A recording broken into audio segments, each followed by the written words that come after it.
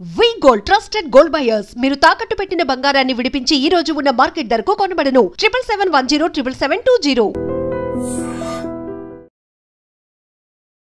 Welcome to I dream. నా పేరు Lumpini. Nature itself is the best healer కదా. So మన బాడీలో ఎలాంటి చేంజెస్ వచ్చినా, మనకు అగేన్స్ట్గా ఏదైనా వర్క్ చేస్తాలంటే డిసీజెస్ అలాంటివి ఏదైనా వచ్చినా కూడా న్యాచురోపతిలో వాటికి డిఫరెంట్ టెక్నిక్స్ యూస్ చేసి ట్రీట్మెంట్ చేస్తూ ఉంటారనమాట.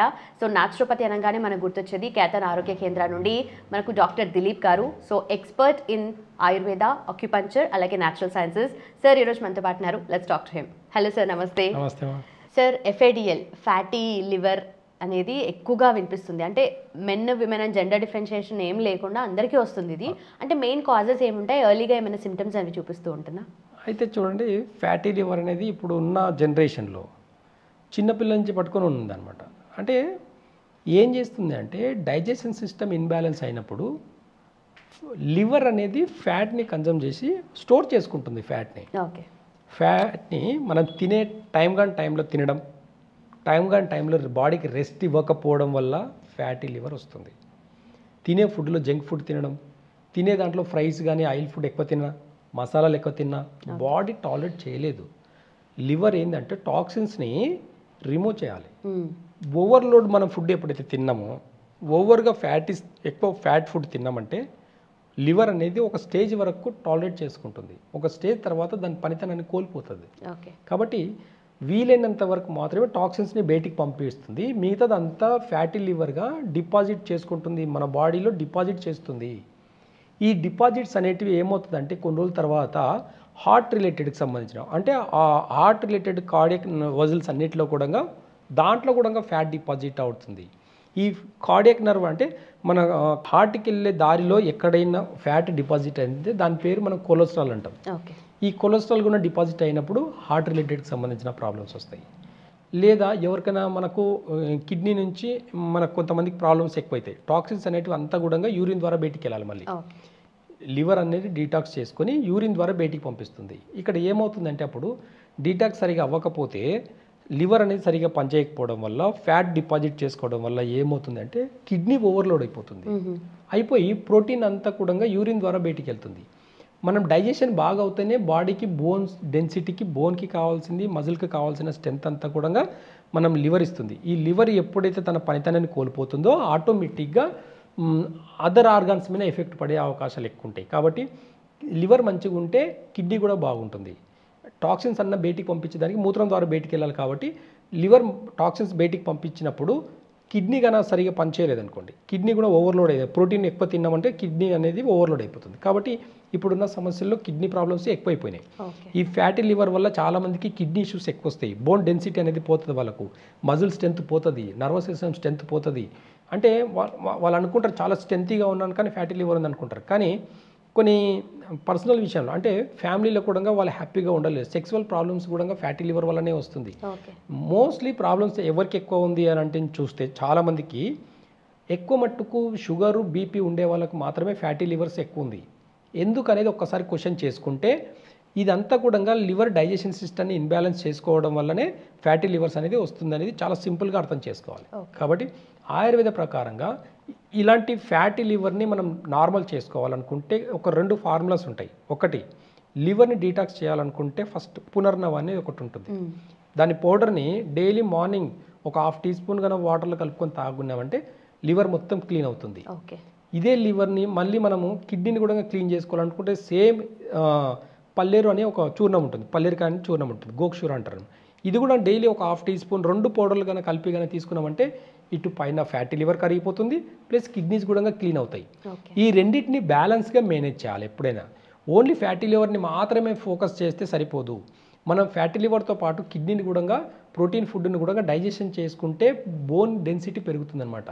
ఈ మోకాల నొప్పులు ఉండే వాళ్ళందరికీ అరుగుదల సరిగా, డైజెషన్ సరిగా లేకపోవడం వల్లనే మోకాల నొప్పులు కానీ బ్యాక్ పెయిన్ కానివ్వండి ఇవి ఎక్కువ అవుతుంటాయి అన్నమాట.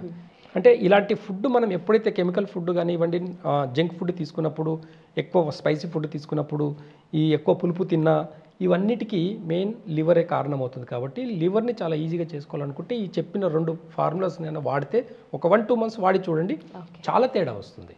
కాబట్టి ఇలాంటి ఆయుర్వేదంలో కొన్ని చిన్న చిన్న రెమెడీస్ ద్వారా కూడా మనం బాడీని బ్యాలెన్స్ చేసుకొని ఫ్యాటీ లివర్ని తగ్గించుకోవచ్చు, ప్లస్ మన కిడ్నీస్ కూడా మంచిగా పెట్టుకోవచ్చు అనేది ఆయుర్వేదం మూలం చెప్తుంది అనమాట. సార్ ఫాస్టింగ్ కొంతమంది సోమవారాలు ఉంటారు, కొంతమంది శనివారాలు ఉంటారు, ఎవరికి వాళ్ళ దాన్ని బట్టి ఉంటూ ఉంటారు చాలామంది.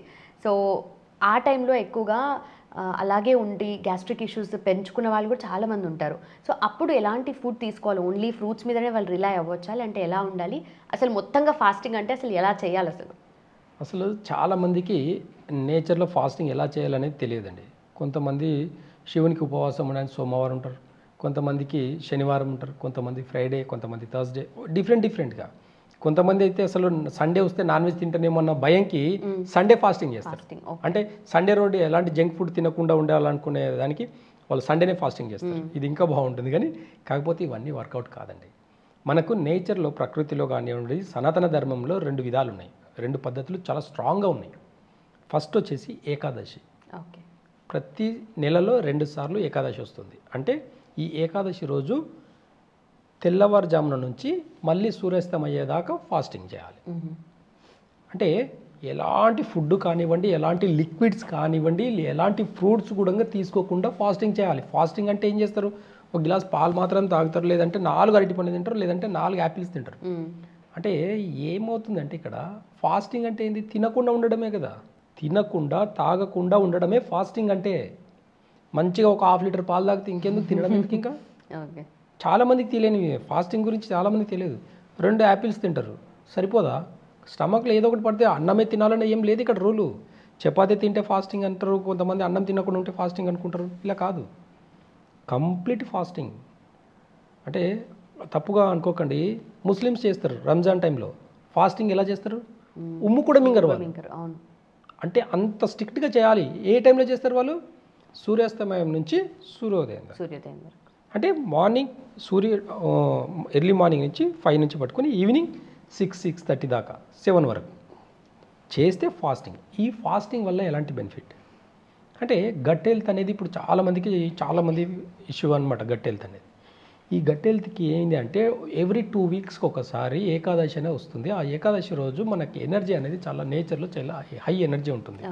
కాబట్టి ఈ హై ఎనర్జీని మనం పాజిటివ్గా మలుచుకొని మన బాడీని బ్యాలెన్స్ చేసుకునేదానికి ఫాస్టింగ్ చేయాలి.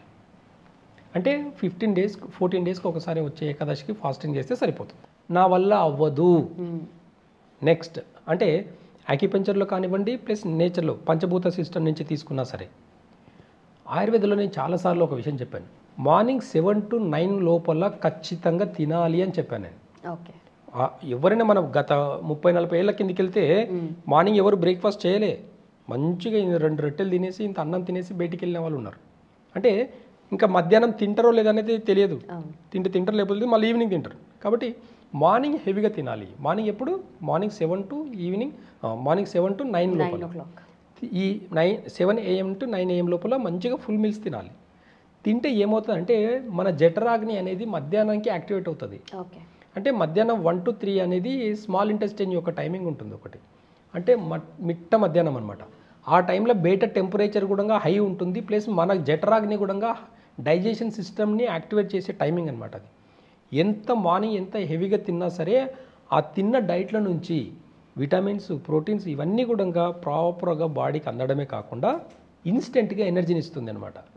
అంటే బయట టెంపరేచరు హైలో ఉంటుంది, ప్లస్ మన టెంపరేచర్ కూడా బాడీ టెంపరేచర్ కూడా హీట్ ఎక్కుతుంది. ఈ హీట్ ద్వారా ఫుడ్ అనేది డైజెషన్ అవుతుంది మార్నింగ్ హెవీగా తింటే. కాబట్టి మార్నింగ్ హెవీగా తినండి. తినేసి ఎంబడే మీరు అన్నట్టు ఫాస్టింగ్ చేయాలంటే morning 9 to 11 daily 2 hours fasting చేసినా సరిపోతుంది. లేదా ప్లస్ 14 డేస్కి ఒకసారి 1 డే కంప్లీట్గా ఫాస్టింగ్ చేసినా సరిపోతుంది.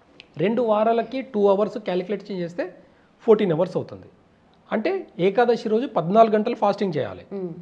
లేదా డైలీ 2 hours ఫాస్టింగ్ చేయండి. Daily 2 hours. A timing? Morning 9 to 11 AM morning. ఈ 2 hours కన్నా ఫాస్టింగ్ చేయగలిగితే ఆ బాడీకి, ఆ మైండ్కి, ఆ సోల్కి నో డిసీజ్. ఇది నేచర్ చెప్తుంది. కాబట్టి మార్నింగ్ 2 hours ఫాస్టింగ్ చేయడం వల్ల మన ప్యాంక్రియాస్ అనేది చాలా అద్భుతంగా పనిచేయడమే కాకుండా మన డైజెషన్ సిస్టమ్ని చాలా ఇంప్రూవ్ చేస్తుంది. ఈ డైజెషన్ సిస్టమ్ ఎప్పుడైతే ఇంక్రీజ్ అవుతుందో మనం ఎలాంటి ఫుడ్ తీసుకున్నా బ్యాలెన్స్ అవుతుంది, డైజెషన్ అవుతుంది, ఇన్స్టెంట్గా ఎనర్జీ వస్తుంది. అది కాకుండా మార్నింగ్ 7 to 9 లోపల తినేసి 9 to 11 ఫాస్టింగ్ చేస్తే షుగర్కి ట్యాబ్లెట్ అవసరం లేదు, బీపీకి ట్యాబ్లెట్ అవసరం లేదు, థైరాయిడ్కి ట్యాబ్లెట్ అవసరం లేదు. ఈ మూడిటికి జీవితకాలం ట్యాబ్లెట్లు వాడే వాళ్ళు కొన్ని లక్షల కోట్ల మంది ఉన్నారు. బాగా గుర్తుపెట్టుకు చూడండి. ఒక్క 3 months నేను చెప్పిన టైమింగ్స్ పాటించి చూడండి. మార్నింగ్ ఖచ్చితంగా 7 to 9 మధ్యలో తినాలి, 9 to 11 ఫాస్టింగ్ చేసి ఒక 6 months కన్నా మీరు ప్రాపర్గా అబ్జర్వ్ చేస్తే మీ బాడీ ఎలా రియాక్ట్ అవుతుందో చూడండి. దాని తర్వాత షుగర్కి, బీపీకి ప్లస్ థైరాయిడ్కి ట్యాబ్లెట్ అవసరం ఉందా లేదా చెక్ చేసుకొని మరి మీరు తినండి. అనవసరంగా షుగర్ ఉందా లేదా తెలియదు, కానీ షుగర్ నార్మల్ ఉంటే కూడా షుగర్ ట్యాబ్లెట్ వేసుకుంటున్నారు. ఒక్కసారి ఆలోచించి చూడండి. డైజెషన్ సిస్టమ్ బాగుంటే షుగర్ లెవెల్స్ పెరగవు, తగ్గవు. షుగర్ పెరిగిన ప్రాబ్లమే, తగ్గిన ప్రాబ్లమే. బీపీ పెరిగిన ప్రాబ్లమే, తగ్గిన ప్రాబ్లమే. థైరాయిడ్ పెరిగిన ప్రాబ్లమే, తగ్గిన ప్రాబ్లమే. కాబట్టి ఇవన్నిటిని బ్యాలెన్స్ చేసుకోవాలనుకుంటే ఈ 4 hours సరిపోతుంది. ఈ 4 గంటలు కన్నా మనం స్ట్రిక్ట్గా టైం టేబుల్ కన్నా పాటిస్తే ఎలాంటి క్రానిక్ డిసీజ్కి మెడిసిన్స్ వాడాల్సిన అవసరం ఉండదు అనేది నేచర్ చెప్తుంది. ఒక్కసారి పాటించి అనుభవించండి. అంటే కామెంట్ పెట్టడం చాలా ఈజీ, ఇట్లా పెట్టేస్తుంటారు అనమాట. ఏం తెలుసు, ఏదో టైం కొత్త టైం చెప్తుండే మళ్ళీ అని చెప్పేసి. పాటించి చూసిన తర్వాత అప్పుడు అనుభవించండి, తెలుస్తుంది మీకు, రిజల్ట్ వాళ్ళకి అర్థమవుతుంది. కాబట్టి నాకు వచ్చే పేషెంట్స్కి ఫస్ట్ చెప్పే టైం టేబులే. ఈ టైం టేబుల్ పాటించడం వల్లనే 50% హెల్త్ బాడీ తనంత తానే ఎలా హీల్ చేసుకుంటుందో ఈ టైమింగ్ కూడా పాటించడం వల్ల బాడీ తనంత తానే హీల్ చేసుకోవడమే కాకుండా మంచి హెల్త్ని కాకుండా ఎనర్జెటిక్గా ఉంటాం అన్నమాట. కాబట్టి ఇలాంటి హెల్త్ కావాలనుకుంటే ఈ 4 hours పాటించి చూడండి. దాని తర్వాత మీ ట్యాబ్లెట్స్ వాడాలా లేదా అనేది మీరు బ్లడ్ టెస్ట్ చేసుకుంటారా, స్కానింగ్ చేసుకుంటారా, ఏం చేసుకొని చెక్ చేసుకొని అప్పుడు ట్యాబ్లెట్ తినాలేదా ఆలోచించి వాడండి. Done, sir. Thank you so much, sir. Thank you. And for more videos, Please subscribe to iDream. Please subscribe to iDream. Please subscribe iDream. And please subscribe to iDream.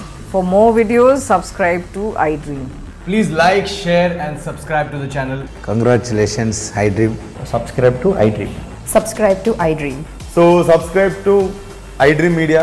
iDream team andarki huge congratulations. Please subscribe iDream Media. Please subscribe to iDream. Subscribe iDream. Please subscribe to iDream. iDream అంటే నా కళల ఛానల్ను subscribe చేసుకున్న నోరు తిరుగుతలేదు, మీరైతే గంట గుర్తు కొట్టండి. For more such videos, please subscribe to iDream. Subscribe to iDream. Please subscribe to iDream. Please subscribe iDream Media. Please do subscribe to iDream. Please subscribe to iDream Media. For best entertainment and information, please subscribe iDream. And don't forget to subscribe to iDream.